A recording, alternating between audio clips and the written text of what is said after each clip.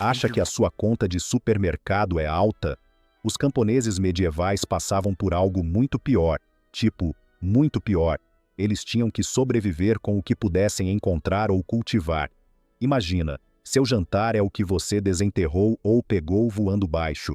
Estas 15 comidas baratas não eram elegantes, longe disso, mas alimentaram gerações inteiras, resistindo a pragas, fomes e um trabalho duro interminável. E no topo absoluto dessa lista, o lendário potage. Já teve um convidado em casa que simplesmente não ia embora? Aquele que se instalou no sofá e fez estoque da sua geladeira? Basicamente, isso era o potage para os camponeses medievais, exceto que eles sim queriam que ficasse. Era o amigo que nunca te abandona e nunca esvazia a panela. Esta sopa lendária era o exemplo máximo do mantra medieval. Não desperdice, não deseje. Cada pedacinho de comida, cada gota de caldo, era precioso demais para ir para o lixo. Ela era cozida sem parar sobre o fogo, dia após dia, semana após semana. Imagine a paciência. Era a panela mais resistente do vilarejo, a janta mais constante do mundo.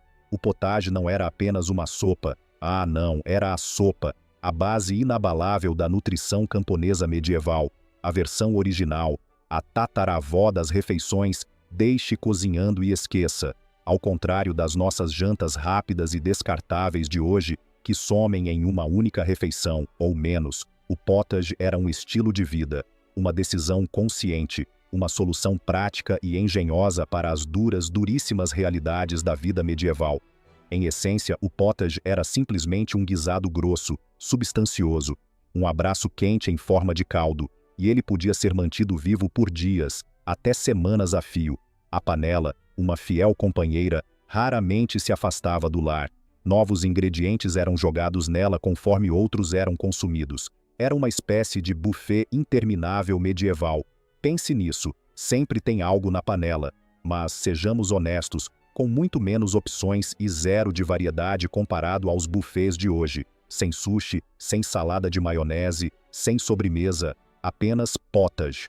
O que se colocava no potage? A melhor pergunta seria, honestamente, o que não se colocava? Se era comestível e estava à mão, ia para a panela. A base consistia normalmente no grão mais barato e disponível. Estamos falando de cevada, aveia ou centeio. Grãos humildes, mas resilientes. Eram fervidos até se tornarem uma espécie de mingau grosso, a tela em branco para o que viesse a seguir. A partir daí, os camponeses adicionavam qualquer verdura que pudessem conseguir. Nabos, cebolas, alho-poró, couve, a turma do quintal. E se a sorte sorrisse, talvez algumas cenouras ou ervilhas aparecessem para dar uma cor e um pouco de doçura ao caldeirão. Um estudo fascinante sobre restos de comida medieval descobriu que o lar camponês médio mantinha seu potage por pelo menos 4 dias, antes de começar um novo, embora muitas famílias o prolongassem muito mais durante os duros meses de inverno. A evidência arqueológica de aldeias medievais mostra uma verdade sombria. Os ingredientes do potage iam se tornando cada vez mais limitados com o passar do tempo, reduzindo-se às vezes apenas a grãos e raízes. É a comida da pura necessidade. Embora todas as classes sociais comessem alguma versão do potage, sim, até os nobres tinham seu guisado chique, havia um abismo literal entre o que fervia na panela camponesa e o que borbulhava nas cozinhas nobres. As famílias ricas? Ah, eles melhoravam seu potage com especiarias importadas caras, coisa de outro mundo, pedaços generosos de carne e até vinho. Potage digno de rei, ou pelo menos de lorde. Em contraste, o potage camponês dependia inteiramente de ervas locais para dar sabor. Alho, o super-herói medieval do sabor e da saúde. Salsa, sálvia, o que quer que crescesse perto da cabana ou nos campos. Era a horta ditando o paladar. Em ocasiões realmente especiais, aquelas que aconteciam uma vez a cada lua azul, ou depois de uma caçada bem-sucedida, e geralmente clandestina, uma família camponesa podia adicionar um pequeno pedaço de toucinho ou panceta salgada ao potage. Não o suficiente, claro, para torná-lo um prato de carne de verdade, mas apenas o suficiente para impregnar a panela inteira com aquele sabor defumado e salgado que fazia os olhos brilharem. A gordura subia para a superfície, uma camada valiosa, aportando calorias cruciais em tempos difíceis. Cada gota de gordura era energia pura para um corpo cansado. Alguns historiadores, curiosos sobre a dieta da época, acreditam que os camponeses medievais consumiam entre 2 e 3 litros de potage por dia. Pense nisso, é um volume considerável. Isso convertia o potage no verdadeiro combustível do sistema feudal.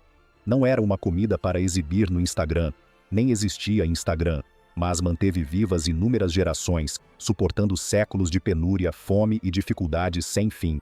O potage pode ter sido a sopa interminável e resiliente dos tempos medievais, mas não foi a única estrela no limitado menu que mantinha os camponeses de pé. O pão. O pão. Ele nos conecta a todos, desde os antigos egípcios até as padarias artesanais modernas. Continua sendo, sem dúvida, o alimento mais universal do mundo.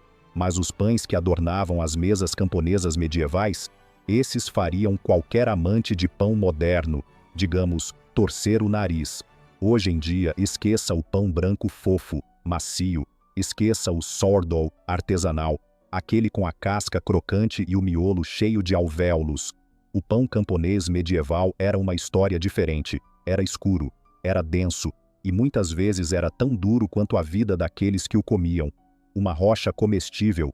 Era feito principalmente com centeio ou cevada, grãos duros que cresciam em solos pobres onde o trigo, mais exigente, simplesmente não prosperava. Esses pães mal se pareciam com o que hoje chamamos de pão. Eram outra coisa. O grão usado para o pão camponês não era apenas distinto, todo o processo do campo ao prato era diferente. Primeiro, a qualidade do grão. Frequentemente era de baixa qualidade.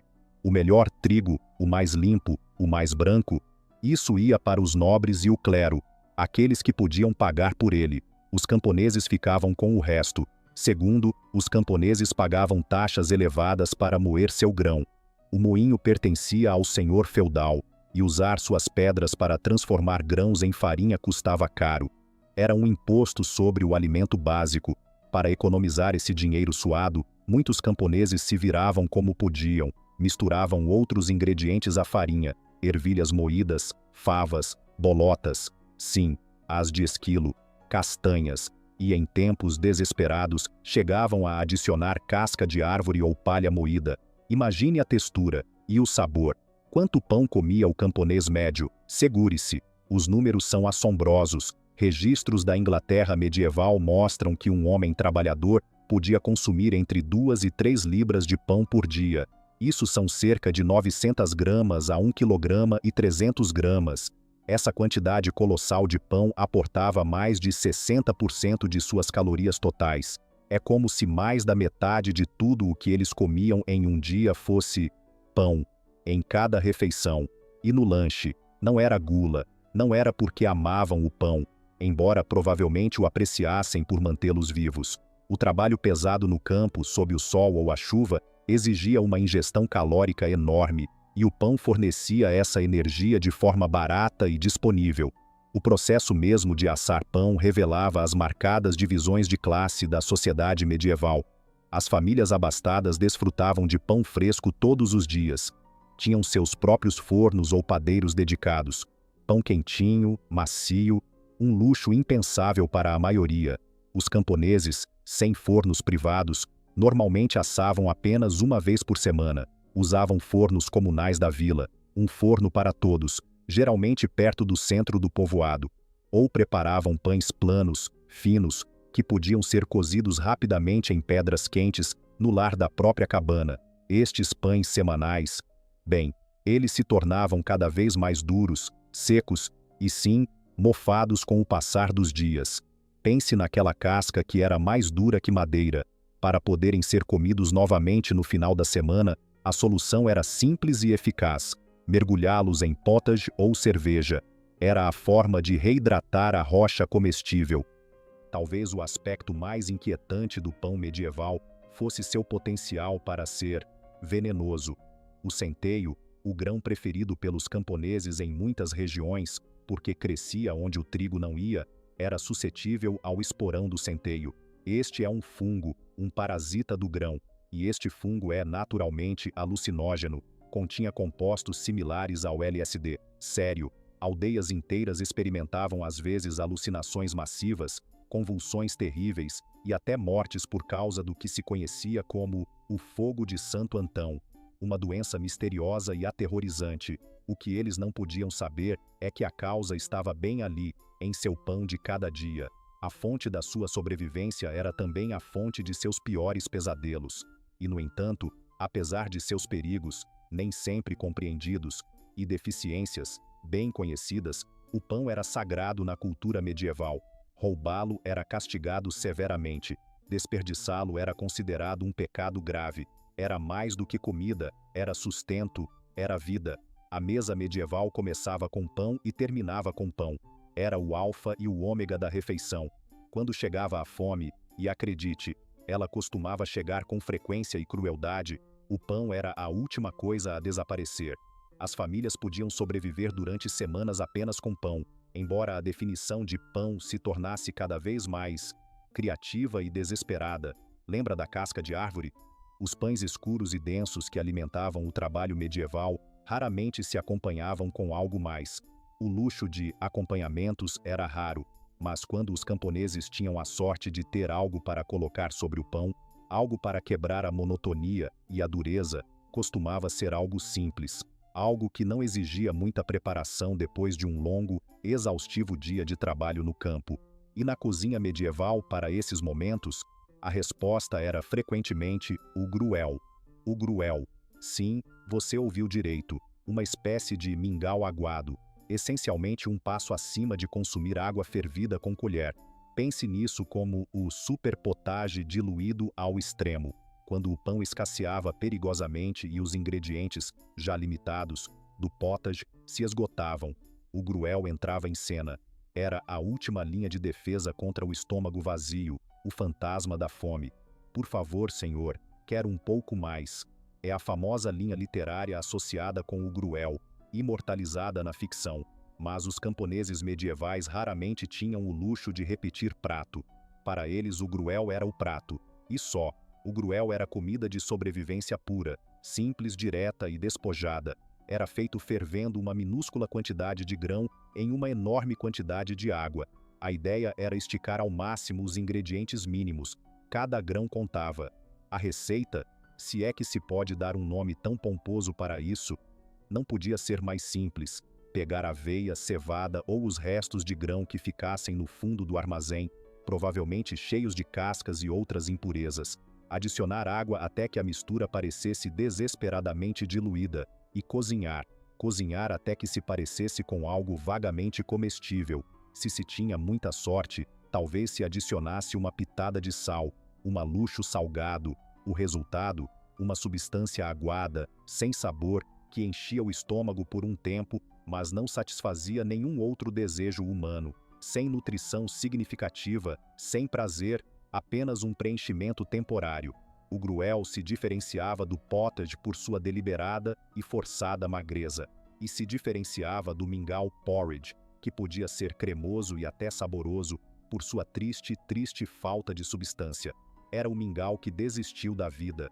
Registros medievais indicam que durante as fomes mais severas, os mosteiros que assumiam a tarefa caridosa de alimentar os pobres chegavam a esticar uma única xícara de aveia para fazer gruel suficiente para 10 pessoas.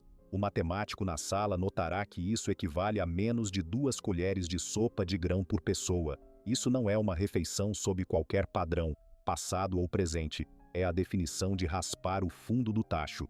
Curiosamente, o gruel não era exclusivo dos mais pobres ou dos famintos. Os monges de toda a Europa medieval o consumiam regularmente como parte de suas práticas religiosas e ascéticas. Registros de cozinhas monásticas do século XI mostram que os monges comiam gruel durante os períodos de jejum. Uma abadia documentou seu consumo 2 vezes ao dia durante a quaresma. Um jejum em dobro. Suas tigelas podiam incluir ocasionalmente mel ou frutas secas, lujos com os quais os camponeses na base da pirâmide social só podiam sonhar. Era um gruel premium, ainda assim gruel. Para os enfermos e idosos, o gruel se tornou o equivalente medieval do cuidado de saúde domiciliar. Aqueles muito fracos para mastigar o pão duro ou digerir refeições mais pesadas Eram alimentados com gruel na esperança de que se recuperassem, ou não. Textos médicos medievais recomendavam gruel para uma variedade de males que iam desde a febre até a dor de dente. Eles sugeriam adicionar ervas medicinais ou vinho com fins, medicinais, para mascarar o sabor e talvez fazer algum bem. Claro, os camponeses comuns raramente tinham acesso a essas versões medicinais mais luxuosas. O gruel deles era o gruel puro, sem temperos caros. E os bebês que deixavam o leite materno, eles passavam diretamente para o gruel, sem papinhas fofas, sem purês de frutas, direto para a substância aguada e sem sabor. Isso criou gerações de europeus que jamais conheceram o conceito de comida para bebê. Sua introdução aos alimentos sólidos era espartana. Registros judiciais da Inglaterra medieval mencionam ocasionalmente crianças que morreram de desnutrição, apesar de terem sido alimentadas regularmente com gruel. Um lembrete sombrio e doloroso de sua insuficiência nutricional. O gruel apenas enganava o estômago, não alimentava o corpo. O sabor? O sabor. Tal como você poderia imaginar, descrições contemporâneas o qualificavam como fino, aguado e ocasionalmente viscoso. Definitivamente não é uma recomendação entusiasta. 0 estrelas no Yelp medieval. Um escritor medieval, com um senso de humor talvez sombrio, notou que até mesmo os cães o rejeitavam, a menos que estivessem realmente famintos. O que, convenhamos, diz tudo o que você precisa saber sobre o gruel. Se você gostou de mergulhar nesse, nem sempre apetitoso, mundo da comida camponesa medieval, dê um like no vídeo e se inscreva no canal para mais viagens no tempo culinárias. Além disso, não se esqueça de comentar o que você mais gostou ou se chocou. E se você gostaria de ver uma